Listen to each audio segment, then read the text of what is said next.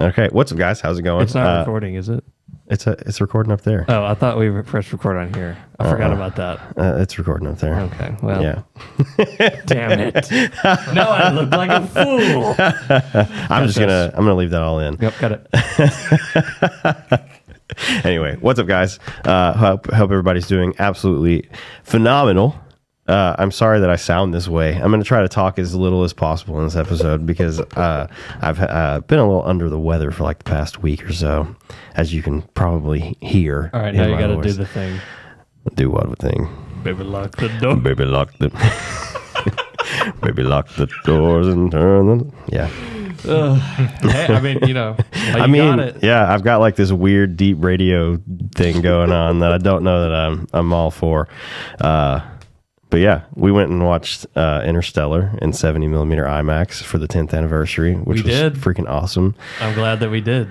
Yeah, it was a great time. We went to one of 8 theaters showing it in the U.S. The only one in Texas, which is pretty cool. And it's also sad. It is kind of sad. I think I sent it to you on TikTok, Christian. Like I got a TikTok a day or two after I think that we went and watched it. And it was someone like during the docking scene, I think, and they had like brought their phone out to like record it, and the sound went out, and they had to stop.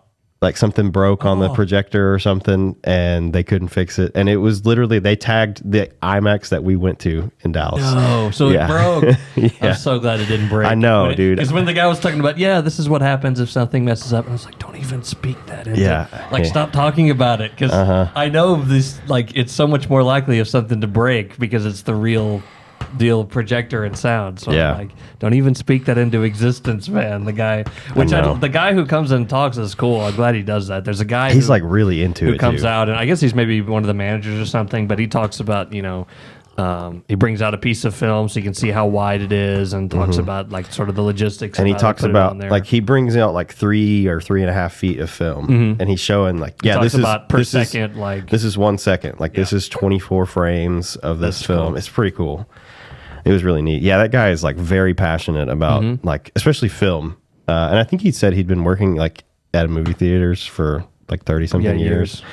So yeah, he was the same guy that was there when we did Oppenheimer. Yes, he was. So because we ended up going to the same theater. It's only one in the state now. So there was another one in San Antonio. Yeah, but they said their projector broke. So I'm hoping that like with Nolan continuing to want to shoot and like push the format, that somebody will make some new IMAX projectors, because the guy literally said that they haven't made a new one in like 25 years.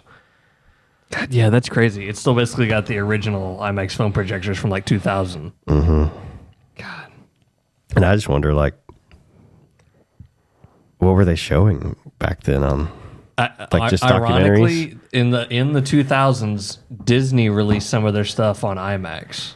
They re-released like Beauty and the Beast, I think, and The Little Mermaid as like a gimmick to get people back in the theaters to see their movies. In 15 perf 70 mil? Maybe not. I don't know. Maybe just in regular IMAX. But I wouldn't be surprised if they did that.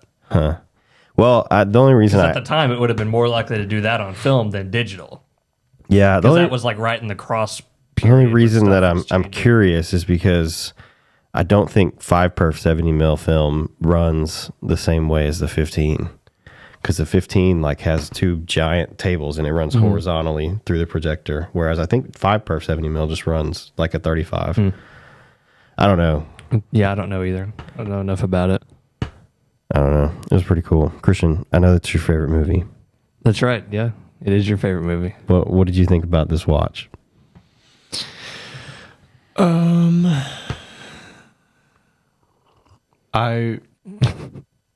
I'm super glad that this happened. It was something that I was looking forward to. Because I remember like a year ago, you said something to where you had heard a rumor, or maybe you just thought of it yourself and you were like, it would be likely that next year's a 10-year anniversary. This is something we need to look out for.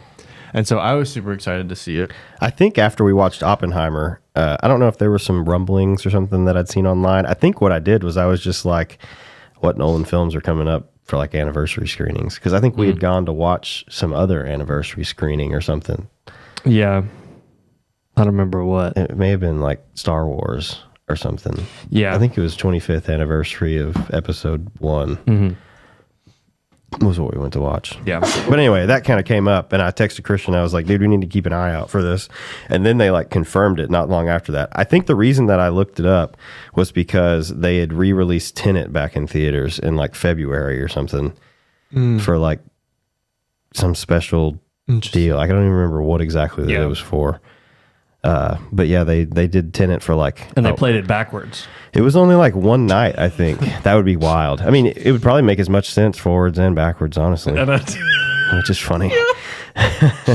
But yeah, I think there was something about that. And it was only like a one night deal. That's what I thought was kind of crazy. So I don't know if they did like a film print of that one. But they did like re-release it. And I think Oppenheimer had enough success that I was like, oh, like they might do this. And then it got confirmed, and I was like, dude, that would be so sick to go watch. Yeah. But do you want me to? Well, okay. Sorry. And it was originally I'd interrupted you. It was originally going to come out on the actual anniversary in September, and it did like everywhere else in the world. It was supposed to come out before the anniversary, actually. Oh, really? Yeah, it was released in October 2014. Oh, okay. Oh, yeah, that's right, October. So I did see that it within like a few days became the highest grossing re-release ever. I guarantee you, there were resale tickets going for like $250 or something to go watch Interstellar in 70mm. Think how much money. I wonder, like when it's done, completely done with its run, when it, like how much money it made versus how much like a Mufasa or like one of these other movies made. Probably way more. Probably more, or at least on par with. Yeah. When I first saw it, 2014 at the Bob Bullock Museum in Austin, right off of campus, and huge screen, but the way that movie was promoted was not doing any justice to how good the movie actually You're right. was. I remember the trailer. Yeah, it was just like promoted in a way that you weren't you expected it to be good, but you kind of already boxed it in. Well, and like before Interstellar, Nolan had made a couple movies that were pretty good, but nothing that was like, oh, we have to go watch Christopher Nolan films. I don't think. Like, I think Interstellar was kind of the first one. Yeah, you're right about that. And I remember after that movie, it was so immersive and loud and such an amazing just experience in general. That was one of two movies that I've been in the theater for that were completely silent after the credits. Like no clapping, no, like people wouldn't get up. Right, people wouldn't get up either. They would just sit there. People were sitting there for minutes. Contemplating their life. Like what in the world did I just watch? And so I told myself after I saw that I did never want to see it again. Because I was afraid that on the second or third watch, like I would find something I didn't like. And sometimes you see a movie and you really like it the first time, and then that you bring friends to see it the second time, and you're kind of sitting through it, and you're like, I'm not getting the enjoyment out of this that I got the first time. I didn't want that to happen because it was huge, like the biggest screen in Texas, amazing sound setup, looked amazing. I didn't want to watch that like on the TV in the living room. So I told myself I wouldn't see it. And then a year later, it came back out to IMAX. And they would do this thing where they would have... They just keep milking this movie, don't they? They would have Nolan Week. Oh, yeah. Each night, they would have a re-release of a different Nolan movie. And so I've seen it 2 or 3 times since in the years after. And then I hadn't seen it in... I know Michael and I saw it really early 2020 in film. It wasn't IMAX, but it was like a film through Alamo Drafthouse. Oh, yeah. In downtown Austin. We saw it released then, and then I hadn't seen it since then. And I know you haven't seen it since like the very beginning. Yeah, because I saw it in like a little crappy theater in like 2014. Yeah. And even in that little crappy theater that I paid like $5 to go see the movie, I walked out of the theater like, how long was I watching that movie? Like I was thinking about relativity, and it blew my mind. Yeah. So Dang. I had never seen it and after that I watched it on TV like, twice or something. But yeah, seeing it in the big actual IMAX thing was exactly what it needed to be. Yeah. I mean, I'm kind of disappointed that my first watch was you guys being like, "Hey, we need to watch Interstellar," because we watched it in my parents' living room. And I think we started watching it at about 9:30 at night. Probably. Or something It was like that. it was late, and I was tired, and I fell asleep for like over half the movie probably, and it was just kind of in and out the whole time. You woke up and you're like, "Now who's TARS?" I didn't really know what was going on. I didn't remember a whole lot, and then I think I watched it again, either by myself or with y'all. I don't remember. And it was like really good, but like, it was fine. Yeah. So I kind of wish that this had been my first watch, but I mean, Yeah, that would have been wild. a Christian just goes around being like, "Murph, I was your ghost." For years. For years. You would say, "I got kids, Professor." I got kids, Which Professor. is just a nondescript line, but you saying it becomes like a tick, and you love saying it, I love hearing it, Yeah. and I laugh at it, so it just becomes a cycle. And because it's not a one-liner movie. Yeah. no, But the kids, only Professor. one-liner in the movie is when he goes, "That's impossible." No, it's necessary. Yeah. Like that's the During the docking scene. Yeah. Which the docking scene, I'm mad that you even like mentioned that off the yeah, cuff 'cause a couple weeks ago. I was like, bro, I didn't even remember that. I hate you, so you much. so we wouldn't have said anything. Yes. I almost when we wish were that in the I had truck just on the was way just up there, completely and we would blind. start talking about it, not even in big detail, but we'd start talking about it, and I'd be like, "Shut up! No, what? Stop!" Because Christian's sitting back there like, "You mean it takes two measurements to what is Yeah. it? It takes two things to measure your own ass, but it takes one to measure my son's future." Something like when you, that. when you said that, I was like, "Haha, that's funny." I was like, "That's not in the movie, right?" And you were like, "No, that is." And then when that was in Yeah. the movie, when I watched it this time, I realized like, okay, that's like my least favorite piece of writing in this movie. Is that Yeah, it was just funny. Like, we're on the way there, Christian spits that out, and me and Braxton look like, "What are you talking about?" And yeah, it's like, I don't know. that's when we were like, "Stop saying." First what, stuff like from the 15 movie. minutes of the movie or something? I think that was the point where I was like, "Dude, you've got to stop. Like, we're about to watch the movie in like 30 minutes. Like, it'll be couldn't hold okay." it in. Yeah. Just quoting off the dome. But yeah, I got kids, Professor. Well, I Christian told you said for after years. the movie, him at the end like screaming Murph. It's supposed to be extremely emotional, and it was good. But in the back of my mind, I was kind of like laughing because I think I remembered Christian saying Murph so many times. Yeah. Yeah, that's true. Oh, but that's what ghost. That's what happens with a good movie, right? You end up bringing it into your daily life, even if it's by saying Murph. Well, and I don't even think this one is in the movie, but he would go around saying TARS like he would say Murph. Yes, and I don't think McConaughey actually says TARS the way it's you not. say it. No. No, he would just go around and be like TARS. You just blur the lines. I mean, at some point we've like We would cross combine things. we would combine. yeah. I don't even know. Whatever was on our brain at the time, Yeah. we would combine them. So We've it might cross even combined Interstellar with Goofy movie. right, yeah, we would say stuff. Max, I was your college roommate.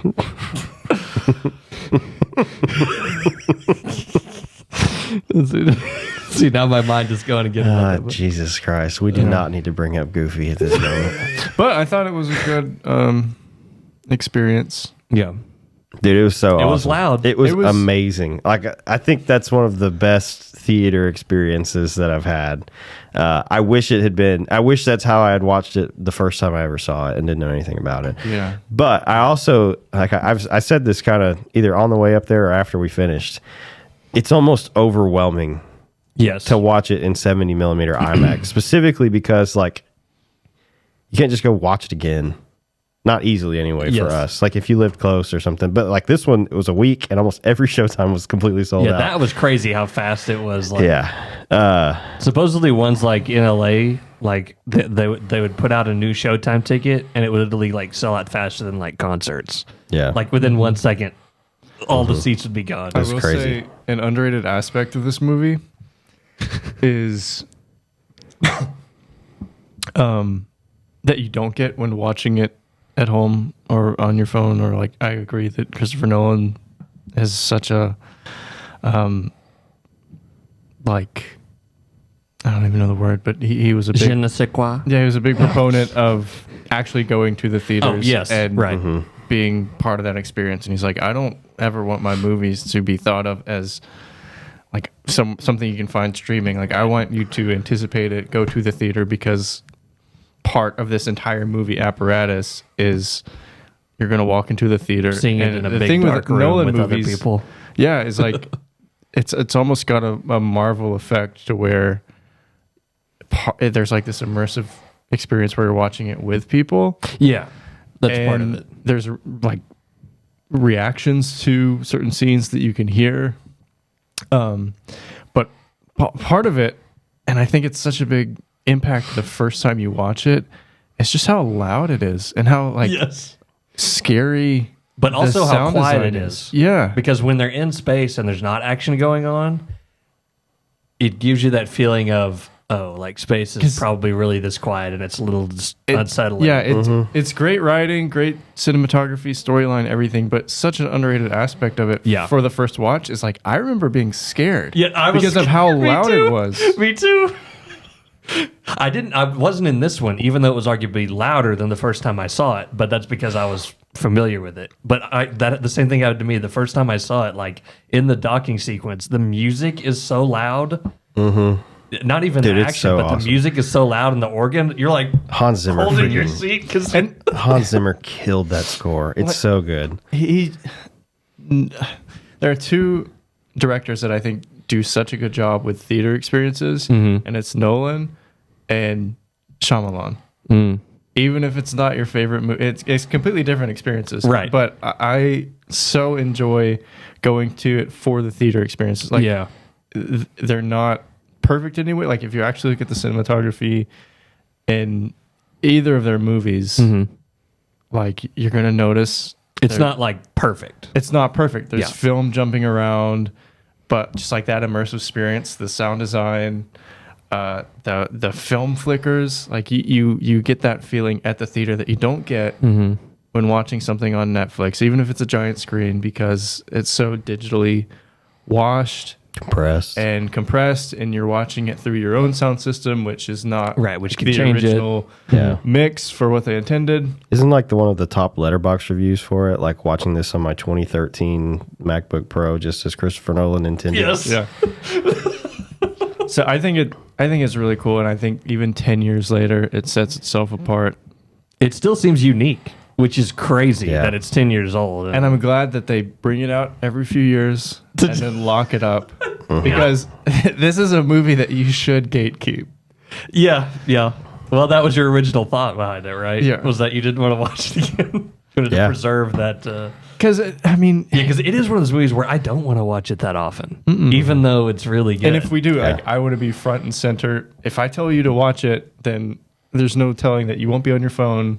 It's a Christopher Nolan movie, so if you miss one line early on, the entire movie's not going to make sense. And so when you tell people to watch movies now, that's what you're expecting. And this is not something that I wanted to, like... How do you know what that meme is from? But the meme where the guy is in front of the projector and there's a guy behind him, like, holding his eyes open. Oh, yeah. That's kind of it's how a Clockwork Orange thing where you basically... There's a device that, like, holds your eyes open to force you to watch whatever they're... Yeah. You know? Yeah. That's how I want people to watch this movie. Yeah. In that IMAX theater. Yeah. Dude, I'll tell you what, man. Everyone was locked in that theater, dude. And I've seen like multiple like TikToks or threads or whatever of people posting about it, and they're like, "Dude, I've never been in a theater where like a crowd was more locked in than they are in Interstellar." Yeah. They were like during the quiet parts, like when they're dead of space, and it's just nothing. Like it's a shot outside their ship, and it's just completely silent. The theater was completely silent. Like no one was rustling bags of popcorn. Yeah. No one was like making any sound. No one was coughing. Like there was nothing going on. Like it was dead silent. I think I've told this story on the podcast before.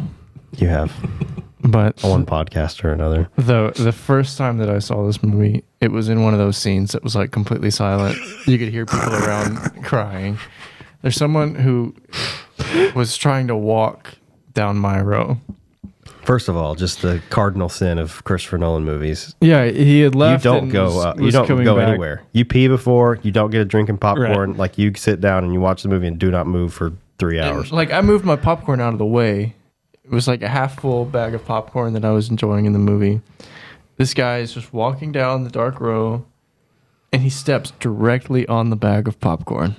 Like cartoon level, where like if this was the popcorn, his foot went.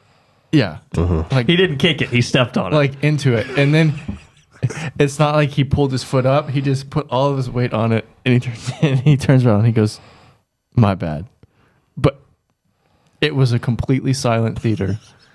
So you heard, my bad. Yeah, and so that was that was the one thing that detracted from my experience the first time. Luckily, that didn't happen this time. Right. I thought I thought about recreating it, but I didn't. Yeah, Yeah. there was no distractions.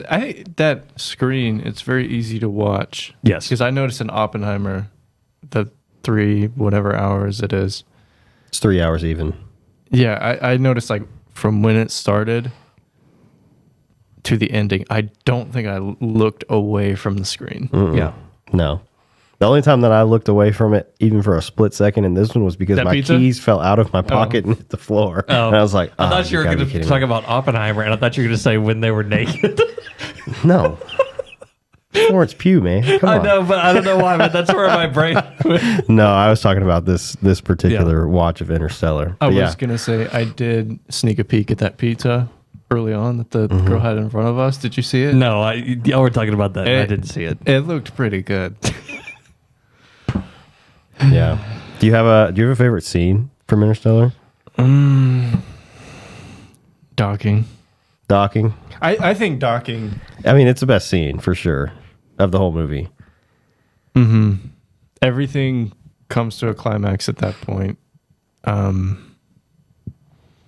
That's one of the best scenes I've ever seen in a theater. I also think this theater would have been an awesome way to experience the running scene in 1917, Oh, yeah. Yeah. where it's that immersive. That would have been really cool. Dang. I love that one. I mean, the entire movie from beginning to end, I love, but I think docking is just a lot of fun. You get the music, you get the The score goes even really hard. if you've seen it the movie 10 times, you're still like on edge and Mm-hmm. Which is why I'm mad that you told me about that. So Sorry. we were just talking about the score, I think, on the way to Tyler one night. That's and probably you what said, made me say that. the effing docking scene. Yeah, because And I was remember like, I didn't even remember there That's what it's being a supposed to docking do. scene, dude. Shut up. So, do you have a favorite scene? I don't know. That's probably my favorite action scene. My favorite like dialogue scene is probably, or like acting, I guess you could say, is either obviously Just when Tars. And his humor. is when he's crying watching the videos, That's good. or all the setup dialogue that Michael Caine has to do in the beginning when he first gets to NASA is really well done. And I didn't notice that until like this rewatch. I was like, oh, like this is fun. Like it's fun hearing him, lay it all out. Yeah. So what we have is a this is one of the few movies where if I'm on YouTube and I see some behind the scenes or someone explaining like a deeper part of the movie, I will never skip watching that video. Yeah. There's so many neat behind the scenes factoids you can get. I saw one where the ticking in the score out the water planet is signifying a day on Earth. Yeah. Yeah. I didn't know thought that. was I think kinda that's cool. just a Christopher Nolan thing Okay, where he's like, probably. we don't have to do this. So but Yeah. I something I looked at that I was going to save for this that I think maybe I told y'all on the way, or when we were talking about it, traveling after seeing the movie, Or at the was- pizza place. At the pizza place, yeah, was that High tap. that it supposedly takes place in 2067, like when they're on Earth and then when they leave. Which here's something crazy. the other thing I looked at on that like document, like I guess the Interstellar Wikia or something, was that the grandpa, that character, the grandpa in Interstellar, do you know when he was born? 2024. 1997.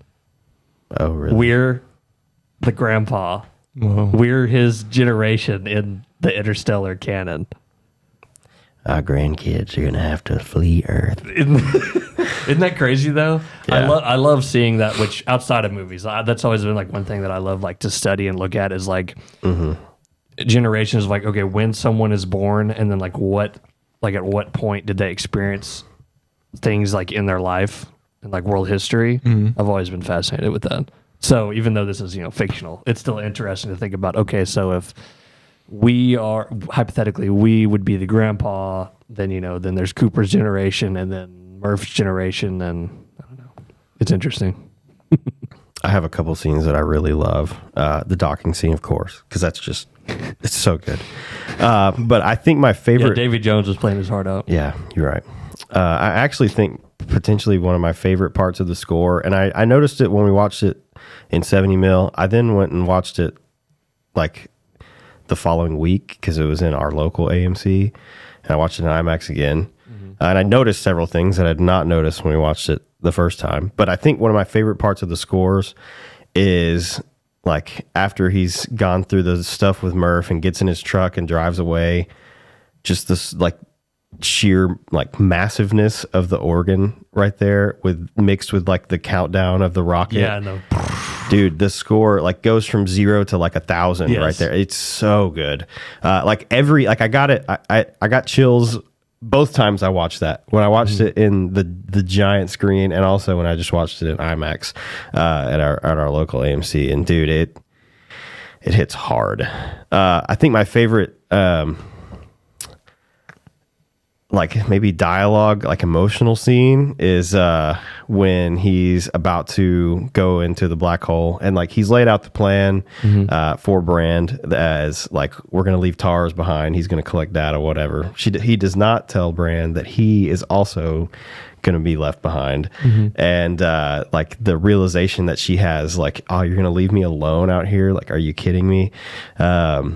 And like, it's just like a very emotional scene as he's going like into the black hole, and like all the stuff in the black hole is really cool too. But that scene where they're like traveling across the edge of it, like the score's going hard, but like the dialogue, this little maneuver's going to cost us 51 years. Yeah. Like the dialogue, I really like the dialogue between Cooper and Brand and TARS, and that. I think it's really cool.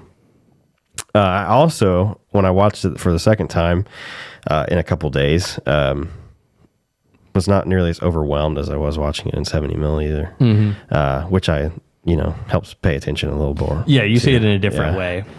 Yeah, that screen is just so big. And like, I feel like I get a little too hyped up to watch something in film anyway. But it is what it is. It's an exciting thing. Like I'm very excited that we get to watch stuff in film every now and then. So there's a scene like immediately following the Tesseract scene where the Tesseract is closing. Which, okay, by the way, a hilarious line that is not supposed to be funny that really makes me laugh is TARS saying the bulk beings are closing the Tesseract. Because they've never said the word Tesseract before. Yeah, it's like, where and did also him calling them bulk beings is funny. I don't know. That's always made me laugh. It's pretty good. Because it feels like it comes out of nowhere. I mean, it makes sense. I understand why he's saying the line. But for some reason, the choosing of those words, the bulk beings are closing the Tesseract, is funny to me. And like, this was something that we kind of talked about at Pie Tap afterwards when we went to go get pizza, because you had a bunch of questions about Interstellar and like why things were the way they were. Well, yeah, I didn't understand that the wormhole was different than the black hole, which now that I think about it, I think on the second time I watched it, I did understand that. Yeah. But I was thinking back to the first time I saw it where I didn't. Yeah. Well, and they're, and they're sort of connected at the end. I think because like the way that the time works, like they're basically like in the present, but they're also like being seen from the future by the beings, which I guess is them somehow. It's kind of gets all confusing with the timeline. But anyway, when the Tesseract is closing, he goes into it and it sends him back through the wormhole, and he sees the ship going through the wormhole the other way, and he's like, what, like 70 years in the future at this point, after they've lost time on the water planet and the black hole and everything. But he sees them, and there's that scene where they're going through initially where Bran like reaches out to this like dimensional thing, and like she handshakes Cooper in the future as he's going back through the wormhole after he goes into the Tesseract, which I thought was really cool. I didn't notice that the first time that was what the exchange was. Somehow I didn't pick up on that. But I thought that was like really neat. I also like how that when he comes out of the wormhole at the very end of the movie, like you can see the ship like out. I guess that's what it is, outside of Saturn, like just sitting there. Or if there's like a ship coming to like rescue him on like a deal. I don't know how. Yeah, I think it's like you can see it though, because it's really cool. They say the Rangers, yeah, which I guess means there's someone who flies around and patrols or something. Yeah. Dude, the movie's so good, man. Christopher Nolan. What I'm realizing to another dimension to write this movie is what I've learned. Is that Christopher Nolan? Because I've had my problems with him. Yeah, in Tenet, we know. Which I love Tenet, but the audio and stuff. You kind of have a love-hate relationship with Well, what I'm realizing is the more I think about it, the more I realize that he is like George Lucas. In what way? In a way that he is an amazing creator, and at least for me, I really enjoy watching his stuff, because part of the reason, other than just enjoying them, obviously, the reason why I rewatch and love rewatching, well, not just the Star Wars prequels, but the originals as well, is because every time I watch them, I find more things that I appreciate and have a deeper understanding of, and every time I watch them, I have stuff that I don't like and notice more about as well, like more stuff to critique. So every time I watch it, I find more stuff to critique and more stuff to like praise. And most of Christopher Nolan's films are like that too. Like every time like I rewatch Interstellar, I'm like, oh my God, this part, I didn't even think about this aspect. It's so great.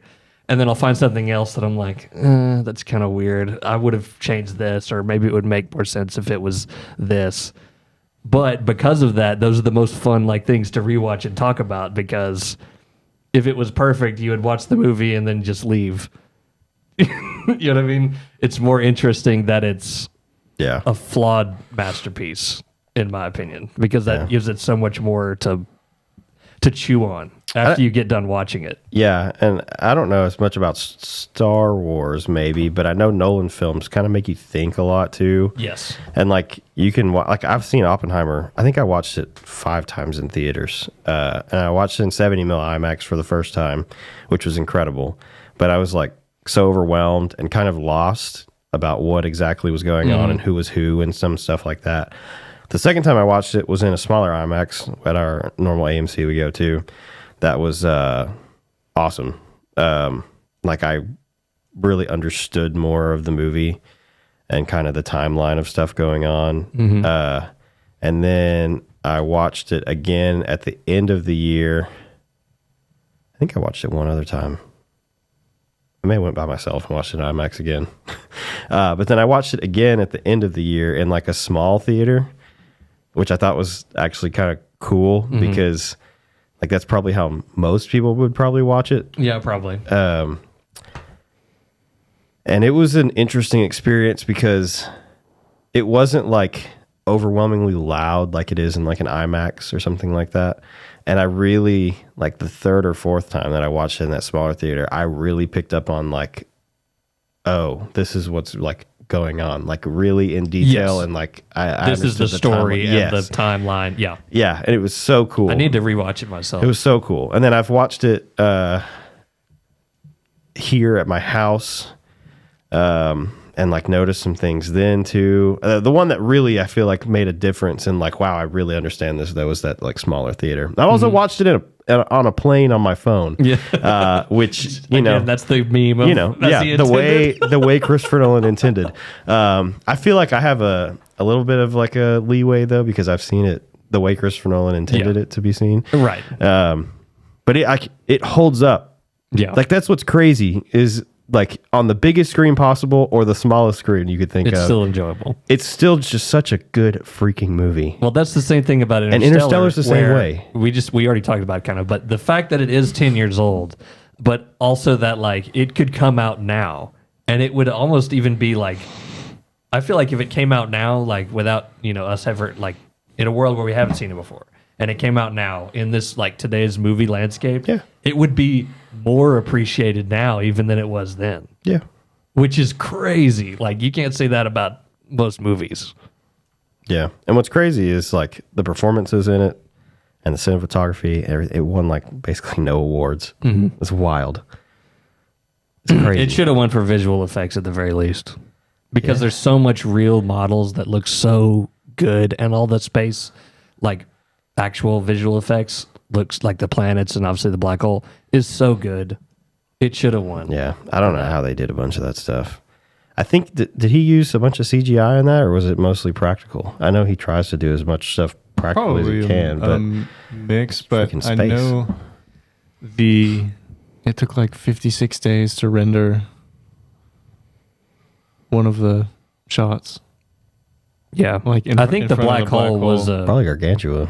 Yeah, Gargantua. Yeah, dude, the docking scene had to have been crazy to shoot too. I know. Could you imagine having to be McConaughey spinning around like that?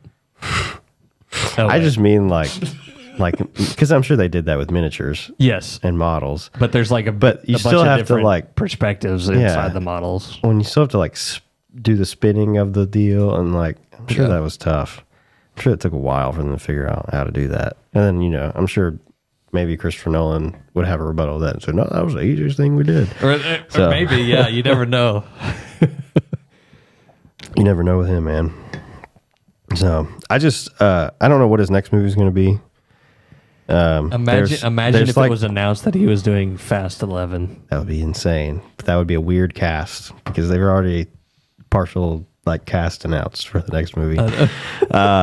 But I'm excited to see whatever it is. Oh yeah. I mean, it seems like he just can kind of do anything. In fact, one of the movies, I don't know if either one of y'all have seen this, but at the state championship games this weekend, Drew and I were talking about. He was asking if I'd seen The Prestige, which is a Nolan film. And I was like, no. He's like, dude, it's really freaking good. And like, I've apparently heard that. the cast I haven't is seen it either. insane. Have you watched The Prestige? Okay, we're gonna have to watch that soon because it looks really freaking good. I've heard that it's good. It looks really freaking good. So we'll have to check that out. But yeah, like there's still so many things that like we haven't seen from Nolan. Oh yeah. And Interstellar. I don't want him to make another Interstellar. But I know, Brad. That's what's hard, right? We wanted to make something. Yeah, that's but again unique, but it is fun to watch him like push the boundaries for what he thinks is possible for him to do. Yeah. So, because like, who would have seen him making a movie about Oppenheimer? Yeah, I mean, we said before that one just kind of fell in his lap too. The whole deal was like at he read the end book of and Tenet, on the shoot for Tenet, somebody gave him the book American Prometheus, and he was like, "Well, this is crazy. I'm going to write a movie about it." Yeah. I would want him to do more based on real life stuff. That's what I'm saying. Because you said that before, right? Yeah. And the more I think about it, the more I love that idea. I mean, it's cool. Because you see, I also just love the time, original ideas that he makes too. Yeah. Like Interstellar is completely an original idea, and it's like probably his most successful film ever. Yeah. Yeah. Inception's also original idea.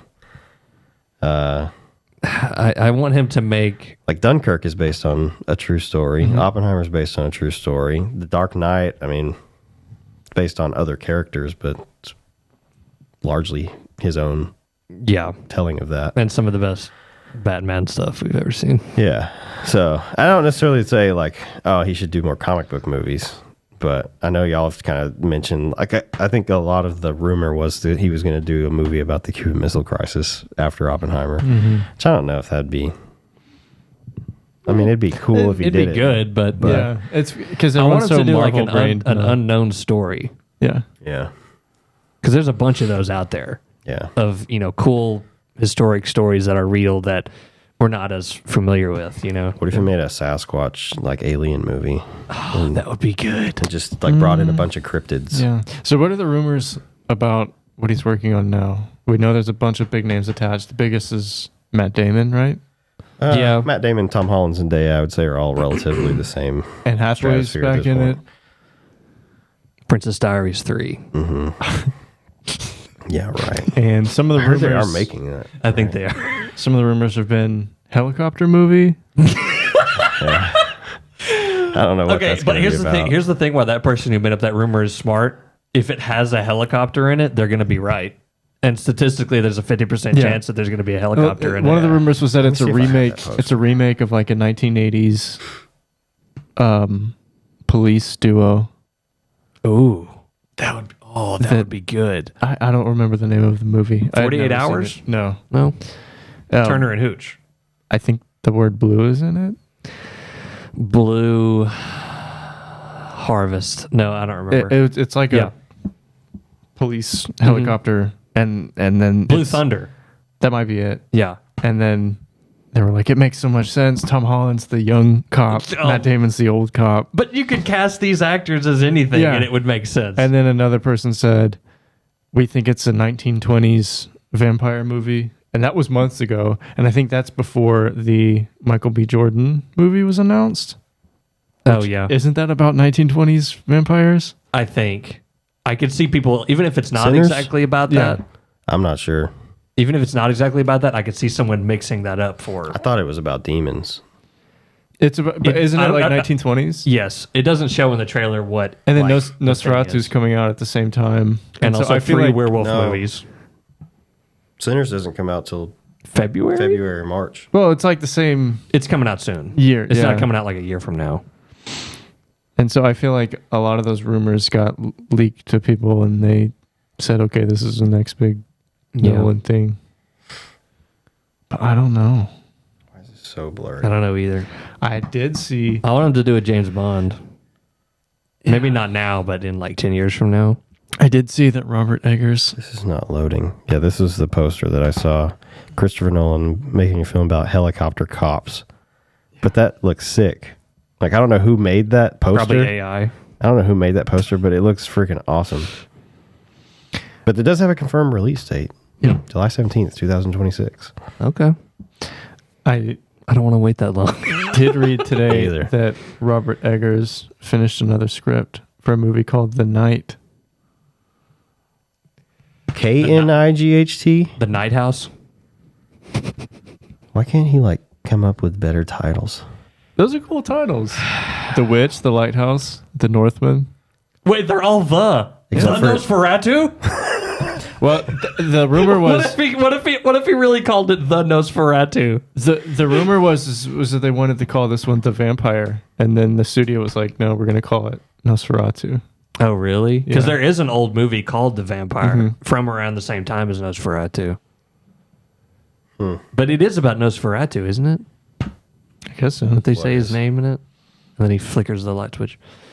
What is? What? What is? Nosferatu? This new one? Yeah. Yeah. But a medieval Robert Eggers movie sounds insane. Maybe. Yeah, I wanted to make something that's not. I mean, the Northman wasn't horror, and it was pretty good. I wanted to make another one that's not. Ooh, I could horror. make the ooh sound right now. Yeah. Oh, I will kill you, Flavor. I will I will, avenge you, Mother. What does he say? I will kill you, Fjolnir. Yeah. That's another thing we said for about a year. I don't know that it was that long. No, it was about 3 weeks, and we got tired of it. But it was really funny while it was lasted. And Nicole Kidman I will avenge you, Father. does something I bad will, on a boat. I will save you, Mother. I will kill you, Fjolnir. He'll do something terrible on a boat. Oh, dear Lord. You know it's descending quickly when we go to Borat. Yeah, yeah. Christopher Nolan to direct Borat 3. Oh my god. Oh my god. Dude, Yeah, okay. put in the comments what the most ridiculous possible next movie for Christopher Nolan is. Whether Yeah. that's an IP, whether that's original movie. What would he be most likely not to direct that we would kind of want him to? The Survivor movie. You mean based on the TV show? Shrek 5. Would that change your opinion on them be making live Shrek action? 5 if Christopher... No, it would be animated. He wouldn't make an animated movie. But what if he did, though? Yeah, he wouldn't make an animated movie. He makes an animated movie, but they're all physical, so it's just him He playing probably with hates dolls. animated movies. Eggers also I bet he said likes them. Eggers also said he wanted to make a horror adjacent cowboy movie, like a western. Please. Oh, And they my just call it God. The Cowboy. It would probably be called The Cowboy. He'd probably call it and like would The make Rough me Rider. mad. The Cowboy Vampire. The Spur. The Cowboy Werewolf. The Cow. First Cow. It'd be cool if it was called The West. I was about to make that joke, and I was like, that's almost too ridiculous, but it probably would be called The West. Yeah. Robert Eggers presents That's The basically Egg. What did what's his name? The Yellowstone guy? Taylor Sheridan. No. The actor. McConaughey. No. I mean, McConaughey. Costner. Yeah. Mhm. What was the name of the thing that he came out with this summer? That was actually kind of good. but it Horizon. flopped. Yeah. Yeah. That would have been cool. Called The West. Yeah. That would have made way more sense. I heard they were okay. I heard they were like boring and it was like a chore to sit through the thing. Yeah, I think I could be wrong because I've not seen it at all. There's But- two of them out. but They're I working think- on a 3 and 4, but they've made like no money. Like he's deep in the hole. Yeah, I feel like the problem is, and again, I have seen none of it, is I feel like, and maybe his goal was to make a bunch of them, but to like trim the story down to make it like one movie or two only. You know what I mean? I don't know. Because he directed a movie in 2003 called Open Range, and it is great. It is amazing. It's one of the best. season. Yes, it's it's one of the best Western movies ever made. The cinematography kind of sucks. It's not that good. It's very simple, but the story and like the acting of him and Robert Duvall in that movie is amazing. It's like he can do it, but I don't know. Maybe he needed better. I don't know what he needed, but he's directed a really good Western once Well, that he started. I sat through the first one. It was really entertaining. Mhm. Production quality was insane. Yeah, It just was not written to be like, it's very obvious that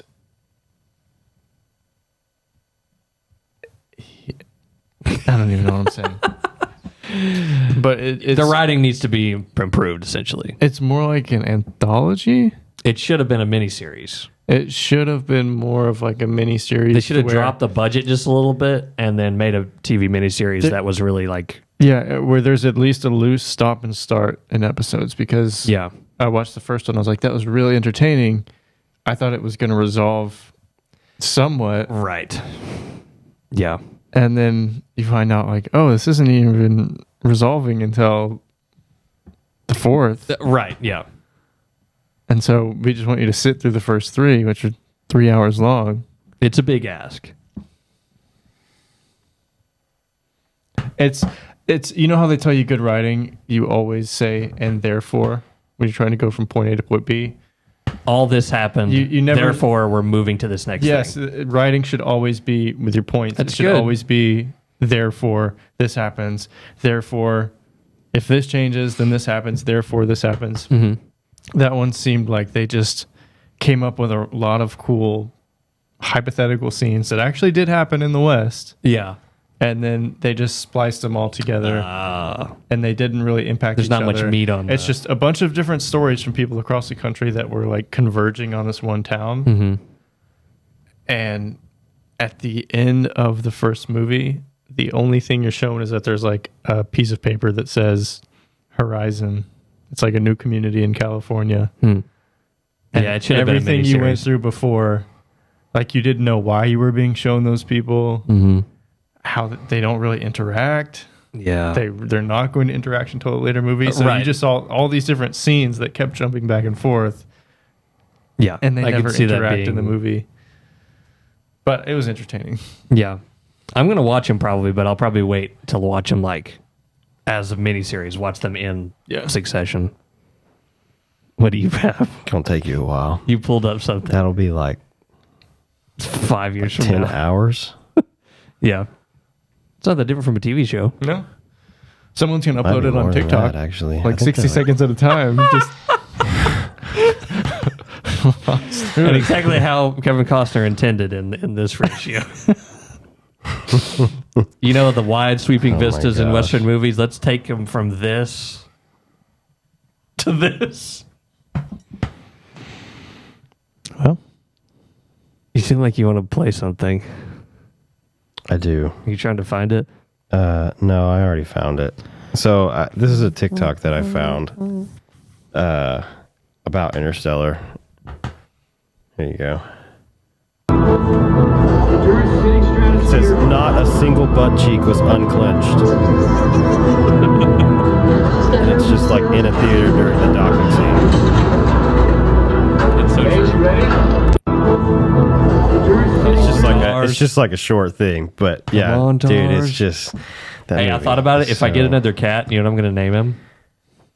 Case. Tars. Isn't that a great everyone name for a forgets pet? about Case, but Case Case was an MVP. did his thing. in Case the movie. is the MVP. Yep. Oh, R.I.P. Tars. Matt Damon. Dude, I'm just mad. What I told you, I was like, the only thing I remember about Interstellar is Matt Damon was on a water planet with a giant wave, and that wasn't even true. Mm-hmm. Like Yeah, Matt Damon you is in the movie, but he amalgamate was them. not on a water planet with a giant wave. So Matt Damon was stuck on Mars. yeah. He Or was. Matt Damon was like really smart, but he had like trauma and That ice planet scene they like filmed on a glacier in like Greenland or Iceland somewhere. I think Iceland. I think that's what I remember seeing, and that they filmed on the same spot as where the shallow lake was. That was also in Iceland. They got two birds with two planets with one stone, with one Iceland. Nice. It's interesting. Yeah. Dude, it's so good. I think the most like impactful scene, and probably the reason that people, like would be in tears watching that movie, is the scene where they're on the water planet and get back and it's been 21 years or something. I've waited years. Yeah, that part is really cool. When that happened the first time I watched it, my jaw literally went. Yeah. Like I was flabbergasted by that. Yeah. But the scene where Matthew immediately goes and sits down and watches messages from his kids, like literally grow up and is in tears, like that's just the scene is so good. Some of the best So acting good. I've ever seen is when he goes, "I hope you're at peace," and he like shakes his head really big. It's so good. Like Yeah. it's such a simple like thing that's not that big of a deal, but in that moment, it's so like impactful. Of I hope you're at peace, and you're and he's like, no. Yeah. Yeah. Dang, what a movie. It's so good. If you haven't seen Interstellar, I don't know what you're doing. I don't even know. The And best part was when if I were you, if I wanted to watch Interstellar for the first time, I'd never seen it, and it's already like out of theaters. 10th anniversary's done, all that stuff. I would buy the biggest TV you can find. yes, And make sure you've got a surround sound, and not a sound bar, a surround sound, and go buy a 4K player and buy the 4K and experience that. and watch it, and then return everything. You don't have to keep any of it. You just need to watch it once on the best setup you can, and then just go return everything. I mean, why not? Yeah. Why not say, "Oh, I didn't like it. I couldn't get it all set up." You just take it back. I think that's the plan, man. That's the move. You could even maybe rent everything, except for I don't know how you rent a TV, but sure, probably can. Sure, you can. Yeah. You know what my favorite part was? What nonsense is about to come out of your mouth? It's when Cooper said it's interstellar time, and then he interstellared all over those guys. That's what I thought was about to come out of your mouth. Yeah. Good Lord. Also, we went to this place called Pie Tap. That was a pizza place, and we went in the bathroom before we left. And they had this candle that said Pie Tap. They had this candle in there that said Pie Tap, and it was like black tea scented or something like that. Stinky. We walked in, and I was like, "Whoa, this smells really good." And as I was like washing my hands, I look over and I'm like, "Oh, the candle literally has a sticker of the restaurant on it." So I walked out, and Braxton went in behind me, and I went over to our bar. I went over to the bartender who was cleaning some stuff, and that was a guy that was our waiter. And I was like, "Hey, do y'all sell these candles?" And he says, "Actually, yeah, we do." He's like, "We actually sell quite a few of those. They make great Christmas presents."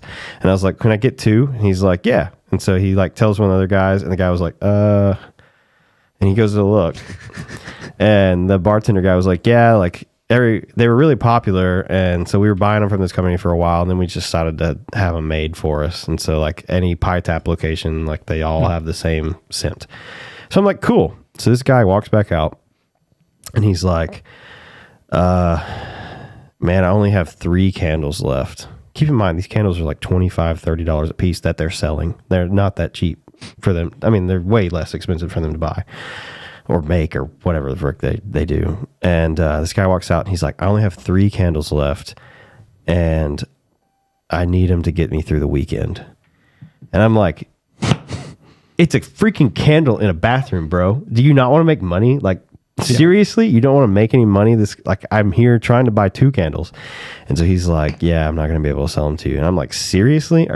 Are you for real right now?" And he's like, "Yeah, I got to have them." And so, bro, these pizzas, you'll never believe the farts that they create. Dude, we got to have some. I guess so. So this guy literally would not sell me a candle. And the bartender guy's like, "Well, I mean, you could try another."